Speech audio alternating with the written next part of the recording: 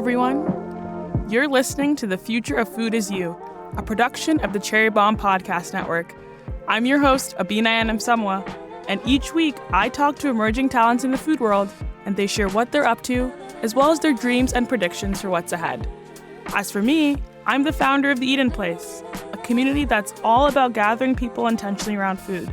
I love this new generation of chefs, bakers, and creatives making their way in the worlds of food, drink, media, and tech.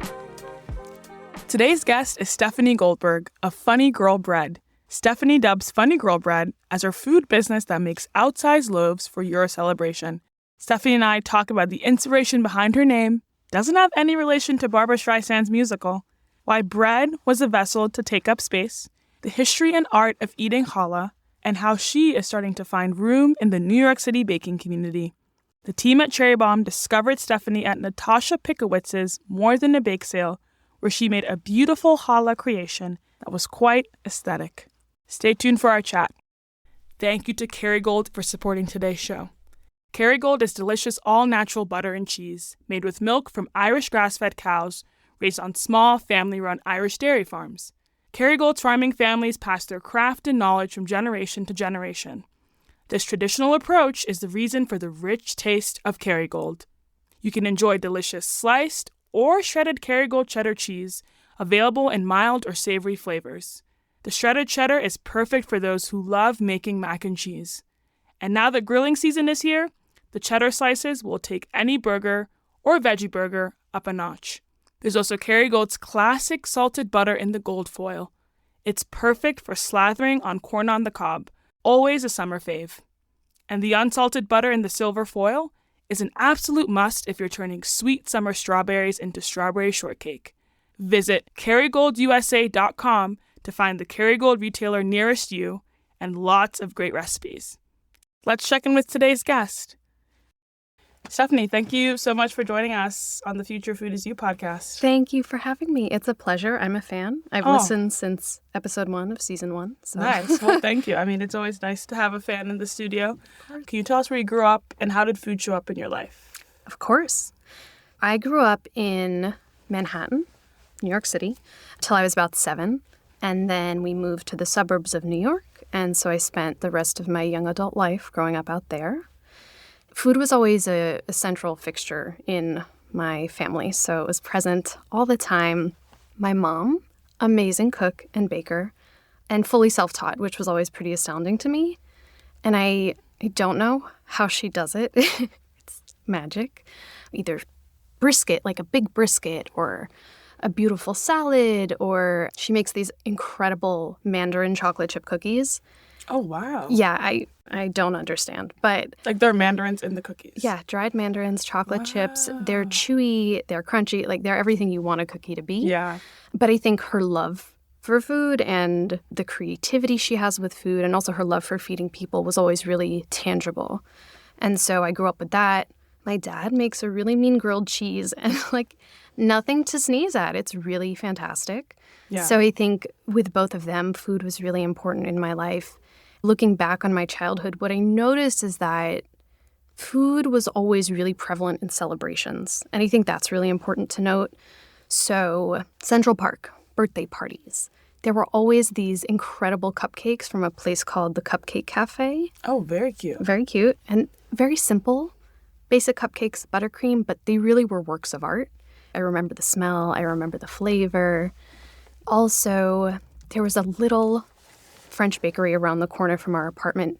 It is long gone, but they had this cake called a Dijon cake, which was basically like a cassis mousse cake. Wow. Also incredible. Really fantastic. I've never found it since I was like 4, but very fond memories of that cake. Things like Hanukkah. We'd have crispy latkes, you have sour cream, you have homemade applesauce. So really this idea that people and community were really important in celebrations, but also the food was so much a part of what made it so special. Yeah. I mean, you made some hints at growing up in a Jewish American family. I'm sure there were different... I know Shabbat is such a sacred part of the tradition and the religion, and I've been so honored to get to go to Shabbats. How did your family incorporate religious practice with food as well? I know there's so many different, foods for every ceremony that you have or every holiday that you have. Yeah, it's a really great question. And I think, like you said, it's really different for every family, every different sect of Judaism. I think for us, it really was about the food. It was really focused on how does this bring love to the space? How does this connect us? How does the food way connect us all? And so we weren't, I think, as observant. We didn't necessarily focus on a Shabbat itself, but we had brisket, or we had chicken, or we had something that was about bringing the family together and sitting down together. Also, I'd say music was a big part of it.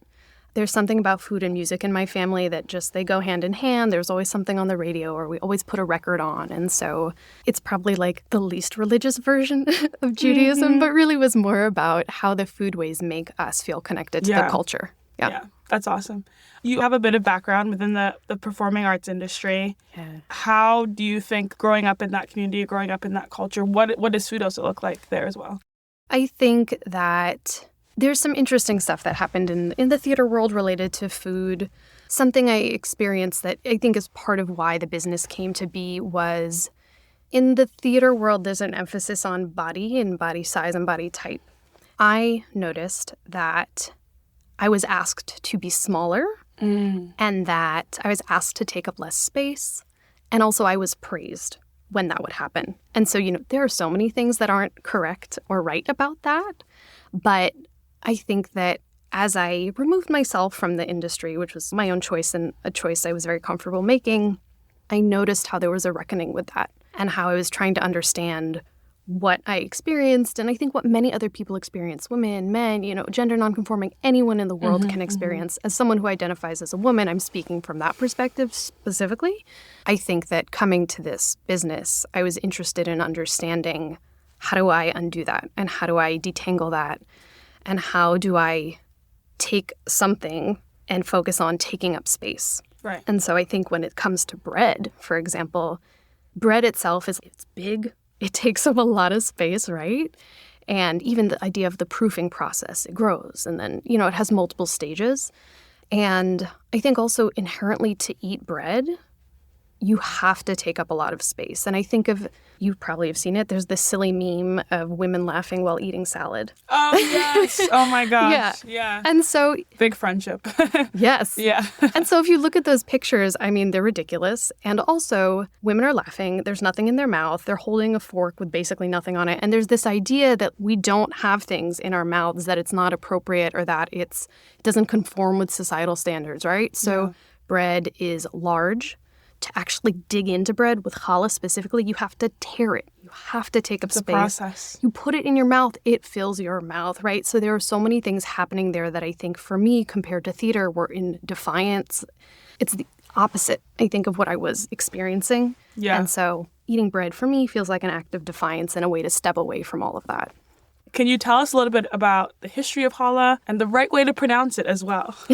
Yes. So you can really pronounce it a couple of different ways. You can say challah, you can say challah, you can say challah. I think most people gravitate towards challah. They're all correct.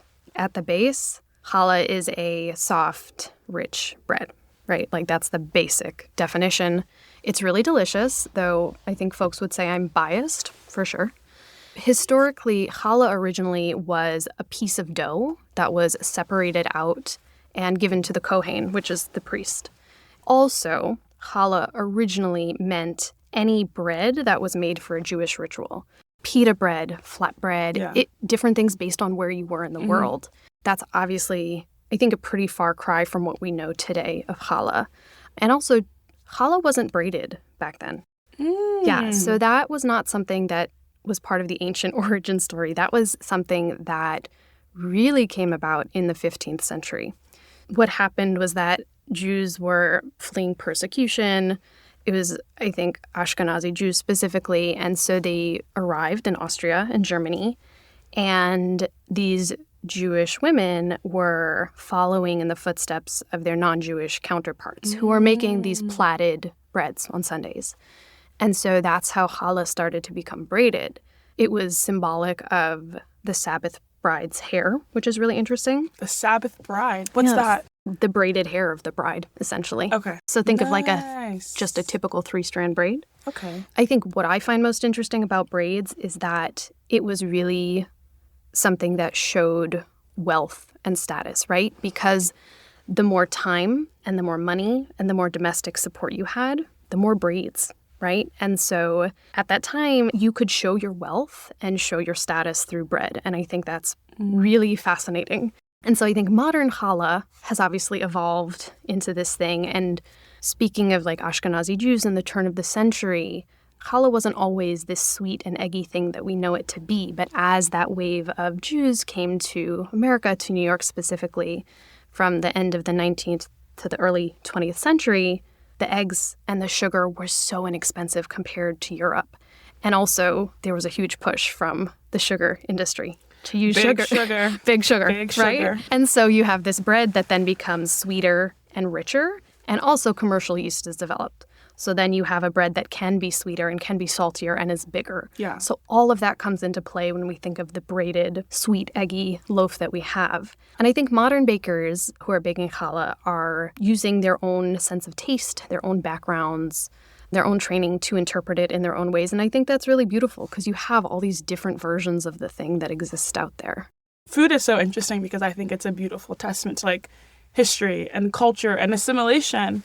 From your perspective as a child, what was challah like in your house? Were you guys just buying challah, Zabars or whatever, or were you every Friday night making it, like braiding all the 5 strands together? Challah was not a big fixture in my household. I think actually my mom, I mentioned she's an incredible baker. She never touched bread. And Bread's tricky though. bread I'll is give her really that. tricky. I'll give I her don't, that. Yeah. no hard feelings, Mom, if you're listening. You're still my hero. But if we had bread, it was a store-bought loaf, either from Zabars, that was a fave place. Ugh, the best. Or, swing by Barney Greengrass, pick some up. Another classic. Another classic. But I think what I remember of it from childhood was really the ritual if we went to temple. So again, we weren't particularly religious, but Shabbat, if we were more involved, we would go to temple. We were Reformed. And so there was a lot of music, I mentioned, in like the ceremonies. Even if we weren't in our home and we were in a temple, music and celebration. And I always remember that afterwards there's basically the Kiddush and you have the challah. And so this thing of being with your family and singing songs together and having bread, that's really how it showed up in my life more. So there really was not the baking of the challah in the kitchen, which is really interesting. Well, you gave us a beautiful historical telling of the history of challah, which is a perfect segue because you actually took a route in academia and food, which is really impressive. You got your master's in food studies from NYU, New York University. What was it like going to school there? Obviously being a city kid, but then what were some of the learnings and experiences that you had being in class just talking about food from such an amazing academic perspective? I'm such a nerd, so I feel like I've thought about going to school for my master's, and that's like, it has to be in food studies. And everyone that's come out of NYU has just said such great things. But yeah, I would definitely love to hear it from your perspective. Yeah, of course. I'm happy to talk about it. And if you're thinking about it, I encourage you to pursue it. You can do it. Oh, shucks. So it was a really incredible experience. I think secretly, although not so secretly now, I had always wanted to go to university in Manhattan. And when I went to college, I went to Pennsylvania and did a small liberal arts thing out there. And it was really lovely, but I don't think I really fully understood that I wanted to be in a city and taking the subway to class and all this other stuff. And so I think it was really a dream come true in a lot of ways. I had just exited the theater industry and I was like, I want to do this thing. I'm going to give it my best shot.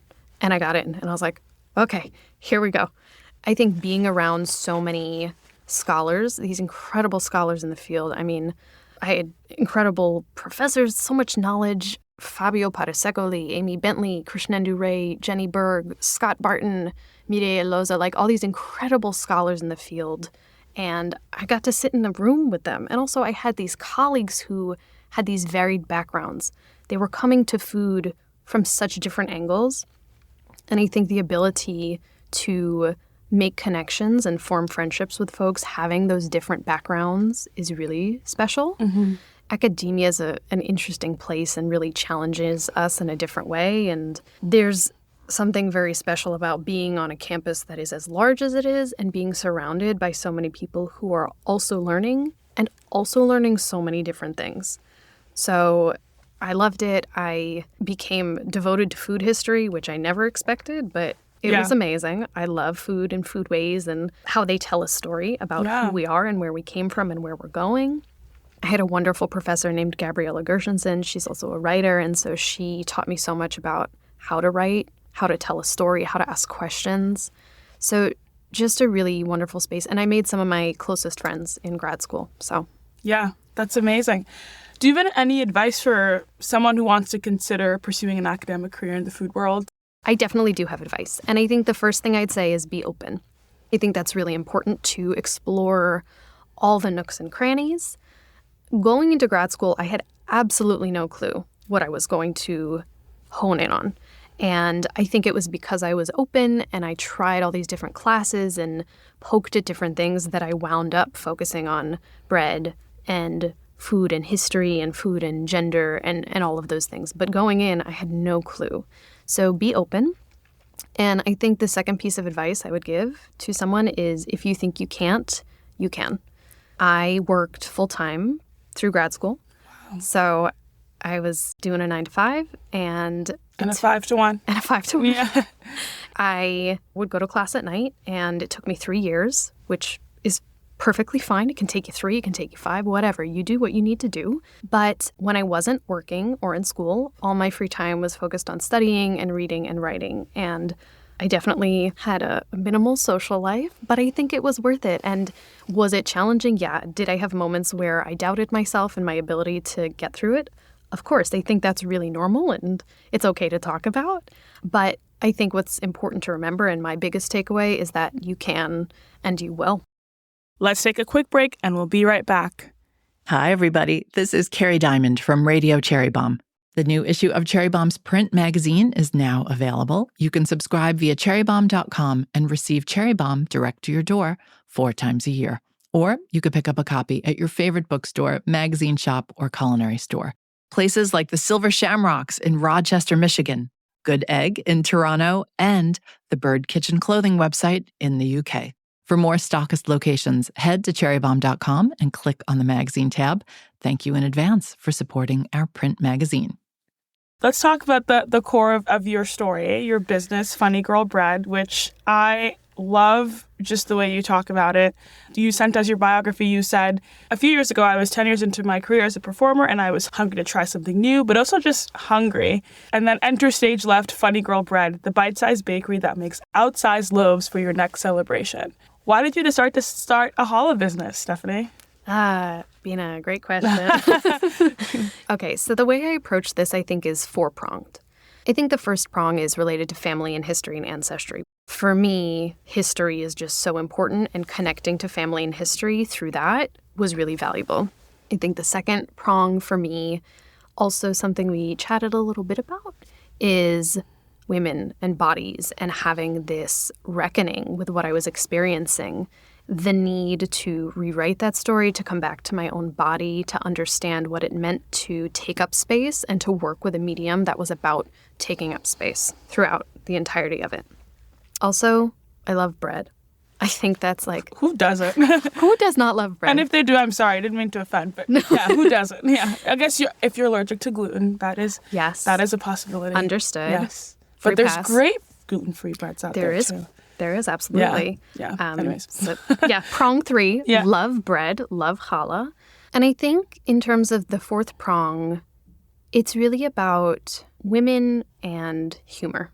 Again, I'm speaking from the binary, speaking from my perspective as someone who identifies as a woman. There's definitely a stereotype that either women can't be funny or can't be as funny as men. I think so much of that is because of the threat of what it means to be funny and to be a woman and how that challenges patriarchal structures. So for me, humor has always been a way of pushing back against something and challenging it and looking at something that's archaic and pushing it away. I guess this last prong is really about how do we take tradition and how do we take whimsy and how do we turn these things on their head and bring them together as a way to, again, move beyond archaic structures and challenge something in a new way while still honoring ancestry and roots. So Those, I think, are the 4 prongs. I presented a fork to you. You presented a 4-strand challah to me, and now we're going to dig in.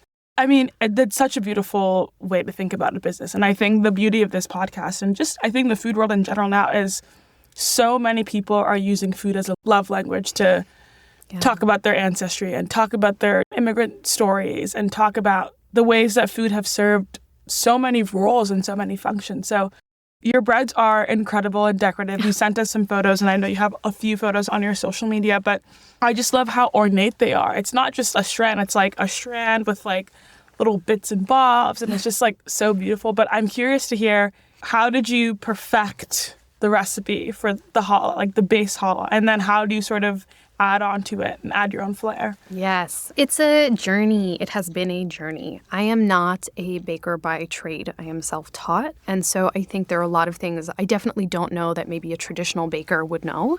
Melissa Clark, Deb Perlman of Smitten Kitchen, Molly Ye, like all these really wonderful people, and looking at their recipes, trying them, seeing what feels right to me and what feels more right for them. Yeah. Then going from there, adding more flour, taking away flour, adding different types of sweeteners, honey, sugar, whatever. And so ultimately what I arrived at that felt like home and was very honest to me in terms of what I like from my bread is a bread that's richer. It has more egg yolks.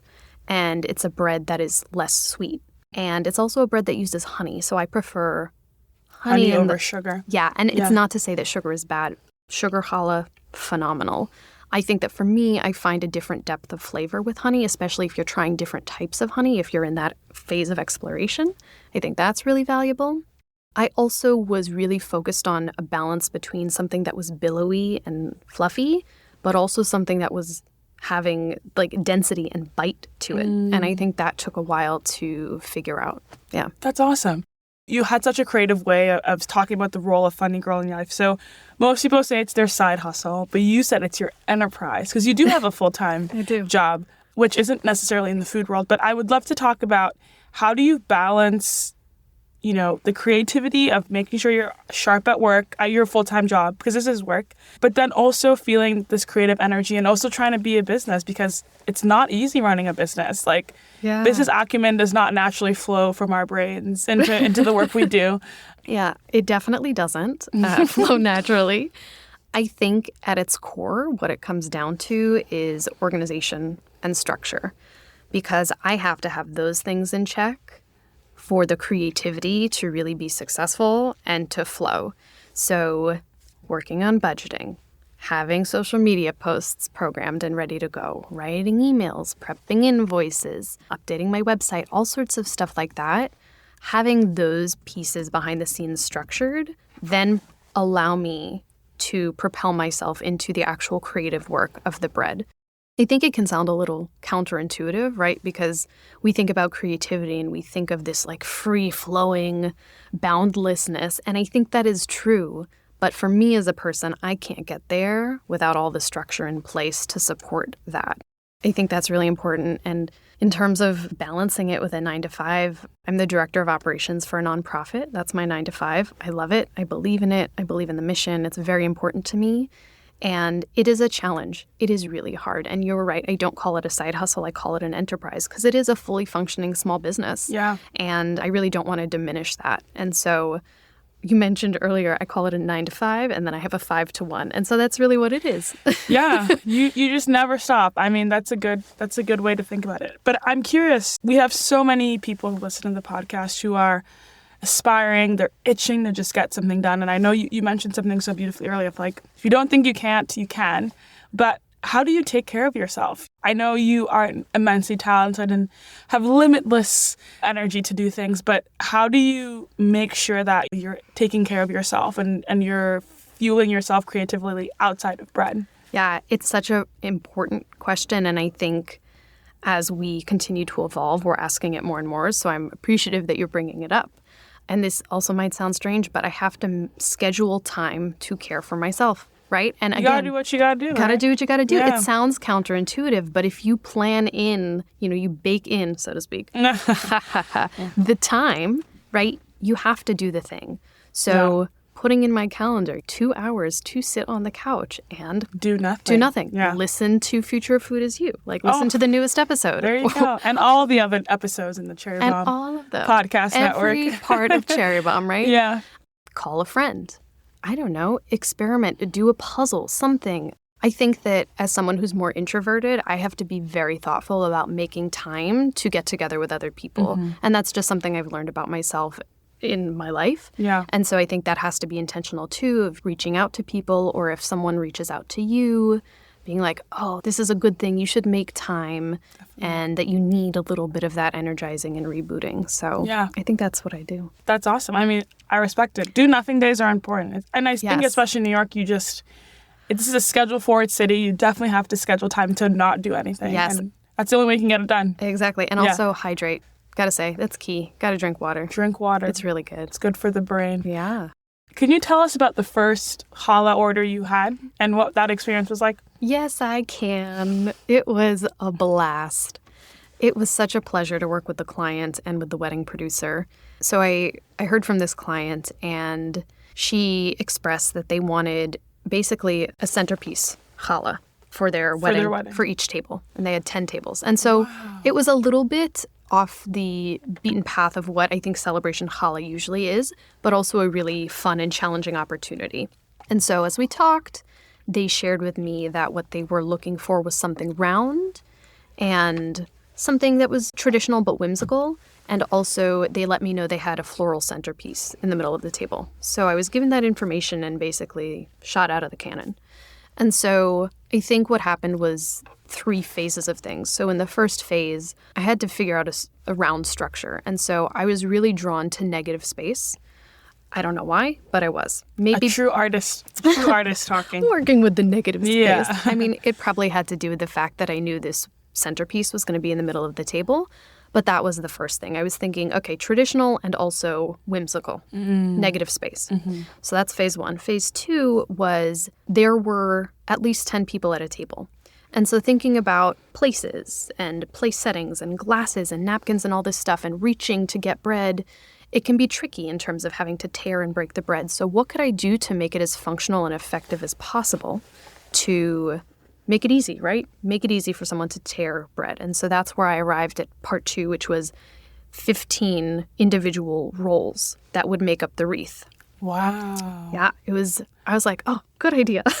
The negative space became positive space. It became very positive. That's awesome. And then phase 3 was, how do we make it whimsy and ornate? And so then it became rolls that were braided. So you had these 15 plaited rolls that connected and created a challah wreath, essentially. Wow. And it was a really challenging project. It was incredibly fun. I think that what I didn't anticipate was the feeling of actually presenting it and setting it in the space. Again, it was my first job. It was a big job.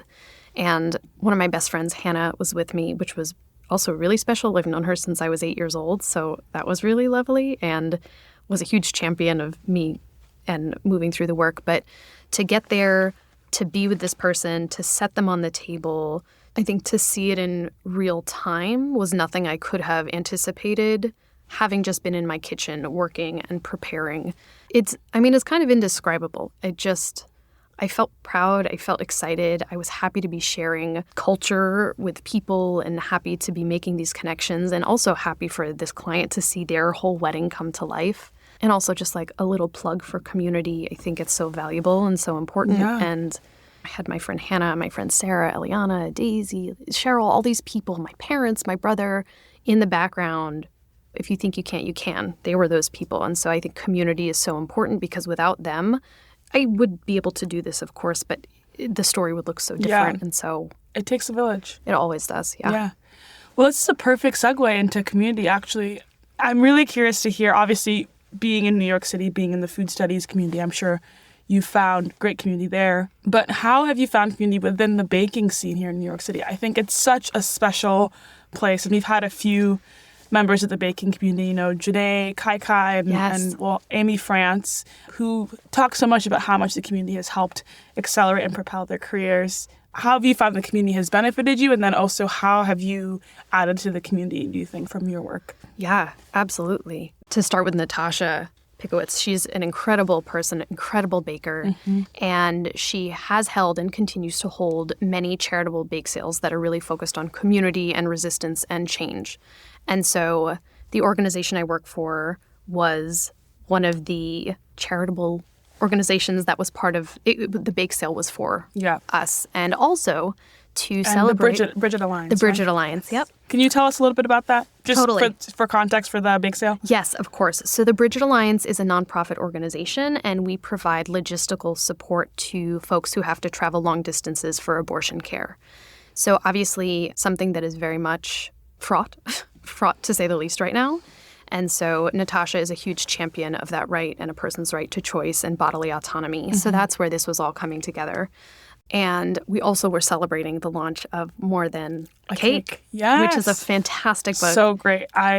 Such great recipes in there. Yes. I have to sit down and really dig in and bake through that. It's so fun. I drool every time I look at the book. It's a fun book to read as well. It's a great book. So that's really where this was all coming together. And so I had been in conversations from the organizational side with Natasha and her team. I reached out to Natasha and I said, look, I'm starting this small business. It's called Funny Girl Bread. Here's what I do. And I'd love to make a challah of the reproductive system for the bake sale if you're interested. And she said yes. So thank you, Natasha. That's amazing. Yeah, it was really amazing. And I think my first attempt at it was very literal and it was too clinical. It felt really cold. And so I scrapped it and I was like, this does not feel true to me. It doesn't feel what I want to present. And so what I arrived at was actually an abstract interpretation of the reproductive system. That's what I called it. It was really more about a feeling. It was about capturing an idea of hope and choice and possibility and potential. At this bake sale, it wound up being the central fixture on the organization's table. It was the first thing you saw when you walked in. That was just happenstance. It was really amazing. The reception was great. I think that I really did get to be a fly on the wall because I'm new to the space. And so people didn't know I was the baker. And I think that afforded me a lot of opportunity to observe people engaging. And I think that was the most important part to me, was that I got to see people engage and I got to see connection and community in real time with the thing itself. So there was almost an element of a research aspect or research project to it. And in terms of community, I was in this incredible community of New York City bakers. I couldn't believe it. I was very awestruck. I mean, such nice people, such talented people, such kind people. It was really amazing. And I think bouncing off of that, how I find myself digging into the community is talking to people at events. There's so many events, There's so many events to go to, being connected via friends, reaching out via email, engaging via social media. Anyone who engages with me, responding and communicating with them. I think that's all really valuable. And I think in terms of contributing to the community, I really respect the folks in the community. There are so many incredible bakers who are baking bread, and I'm just interested in being myself and contributing in a new way, or a way that's true to me. I want to celebrate all the bakers that already are there making this bread, and I want to join them and be in community with them and be a companion to them. I mean, when we think of companion, Latin roots, right? Cum pane, with bread. So really to build companionship through bread with these people. That's my goal. You briefly mentioned social media, which I think has been such a powerful tool for independent food businesses, especially in New York City. It's if you're not posting your pop-up partnership bake sale on Instagram, that's the new, it's the new flyer of a lamppost, Yes. I feel everyone's got such creative and beautiful posters. And you're growing your social media so beautifully. I think you're posting very intentionally, which I really love. How are you thinking about leveraging social media to build your brand? And are there any social media accounts of a similar type that you think are inspiring you these days? I am really not an expert at social media. I am learning every single day. And so for anyone out there, whoever you are, even if you have a small business, or if you don't, if you're also learning, congrats. And I'm right there with you. I think that for some of us, people look at us and they think, well, they're an expert or they know everything. I'm definitely not. So lots of reading, lots of researching, lots of observing in real time what happens. But I think one thing I'll say that is important to me, that is true and will remain true, is that being honest and being myself is the key to social media presence.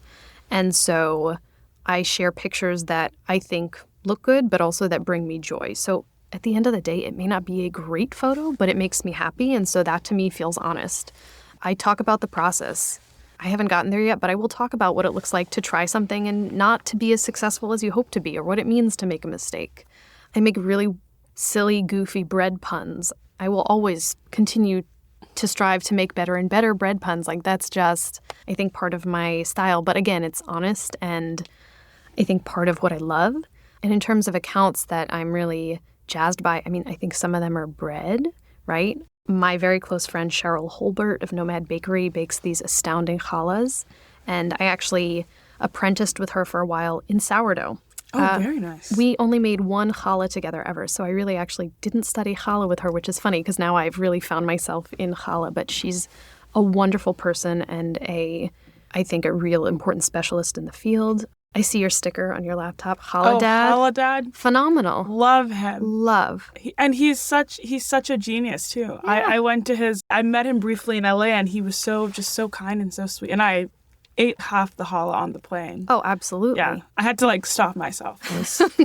I have to say, I can't recall all of the names, but all of the individuals who bake challah for fun or do it for, I don't know, religious or ritualistic reasons who have reached out, I really value them, because I think in social media in general, there can be this idea that it has to be perfect and it has to look perfect. But really, especially with bread, that you're doing it, that you're enjoying it, I think is what matters most. For sure. And I had a woman reach out to me and comment on the challah wreath I made. That was part of the first job I did. And she said, it's really beautiful. I've got to try it. So I sent her a direct message and I was like, please try it. Let me know. I'd love to see a picture. And she did. And she sent me a picture and she said, well, it's not as beautiful and this, that, and the other. And I said, no, it's your own interpretation. And that's what matters. You have to be true to yourself. So you saw something that inspired you. You tried it and you did something beautiful. And I think we have to hold on to that. That picture perfect is, we got to get rid of that a little bit. Obviously, we're huge manifestors on the podcast. I would love to hear if there were dream clients or dream collaborations you have been manifesting up in your journals. Who would you want them to be, or who would you love to work with? This is a literal dream because it can't be real. But my grandmother, my grandparents, I think they're such incredible folks, and I never either knew them well enough or got to meet them. But I think to share challah with them would be so special. So when I dream, I will hope to make that dream a dream reality. That was a little circuitous there, but that would be great. And in terms of people who are Earthside, two Jewish women who are very important to the performing and theater world, I'd say, are Barbra Streisand and Bette Midler. And to clarify, Funny Girl Bread has no connection whatsoever to the film or the musical Funny Girl. Huge fan, also huge Barbra Streisand fan. However, Two queens, definitely from different places. But yes, it would be an honor to give bread to Barbara and Bette, if I can be on a first name basis, and would certainly plots if they were available to accept my bread. I love that Yiddish word, plots. It's a great one. Yeah. That's incredible. And when you think of future bake sales, future projects, where would you love to see Funny Girl on the big screen, but on the big bread? I don't know. That was my funny way to come up with a billboard. With a billboard, Funny Girl fully proofed. That's what I'll call it. That's the series. Love it. Dream as big as you want to. Okay, I'll dream super big. So I think the biggest dream is that I would like to have it be an established institution in Manhattan at the very least. I know I'm small. I'm 3 months old, so I am an infant. But I would... Infants grow. Infants do grow. We grow. Yeah. And so I'd like to really make a contribution to the city, to this community. So that is a lofty goal. And I don't know fully what it looks like, but I'd say that is it. There's a really wonderful young person. Her name is Jacqueline LaBelle of Shtick NYC. Super cool, does really fantastic stuff. And so I connected with her. She does a lot of really wonderful Jewish-related events, and so she and I have discussed partnering on Shabbat dinners or a Shabbat dinner that she throws, and I'm really excited at the potential there of bringing bread to this space that's cultivated and I think a close-knit, exciting space that's about ritual and also being more modern and taking that to the next level. And I think, just being a young business, continuing to be open to believe I can and to build the community, to make connections, make friendships, to learn from everyone around me. I think that's really the focus and the goal. That's amazing. Well, Stefanie, it'll happen. I think just your approach and your philosophy to creating this business is so excellent and so well done. So we can't wait to keep eating your bread and keep supporting you. We're going to do our fun Future of Food Is You tradition. Obviously, listen to the podcast, so you know this. So this is our Future Flash 5. How are you feeling? I'm feeling great. Ready as I will ever be, I think. The future of challah. Fully proofed. The future of food history. Limitless. The future of food businesses. Sustainable. The future of food theater. Exciting and musical. The future of bake sales. Communal. Amazing. Stefanie, again, thank you so much for joining us on the podcast. I've learned so much about challah, and I will think of you every time I take a bite now. Thank you so much for having me. Of course. If we want to keep supporting you, where are the best places to find you? You can find me on Instagram at funnygirlbread. You can check out my website, funnygirlbread.com, or you can find me on the streets of Manhattan. I walk everywhere, so if you see me, say hi. I love it. Amazing. Thank you so much. Thank you. Before we go, our guest is going to leave a voicemail at the Future of Food mailbox, just talking to themselves 10 years from now. You have reached the Future of Food Is You mailbox. Please leave your message after the beep. Steph, I've got to tell you, I am quelling. You started your own small business. You are celebrating your culture and your people through custom challah creations, and you are fully and unapologetically yourself. Right now, we are at the beginning of a journey, but there is so much more that lies ahead. Simchas, challenges, opportunities for learning and growth, and plenty of time for therapy. I hope you are still as curious as you always have been. You continue to be surrounded by a wonderful community of family and friends, and that seltzer remains the primary liquid that runs through your veins. I hope that you have crossed paths with many people and gathered many stories, and that Funny Girl Bread has become a small but important part of the fabric of New York City. I hope your children's picture book has been published. I hope you still sing to your dough. And I hope you didn't get another dramatic haircut, but maybe finally gave curly bangs a go. Steph, I love you, I like you, and I will always save the last bite for you. That's it for today's show. Do you know someone who you think is the future of food? Tell us about them. Nominate them at the link in our show notes, or leave us a rating and a review, and tell me about them in the review. I can't wait to read more about them. Thanks to Kerry Gold for sponsoring our show. The Future of Food Is You is a production of the Cherry Bomb Podcast Network. Thanks to the team at CityVox Studios, executive producers Carrie Diamond and Catherine Baker, and associate producer Jenna Sadhu. Catch you on the Future Flip.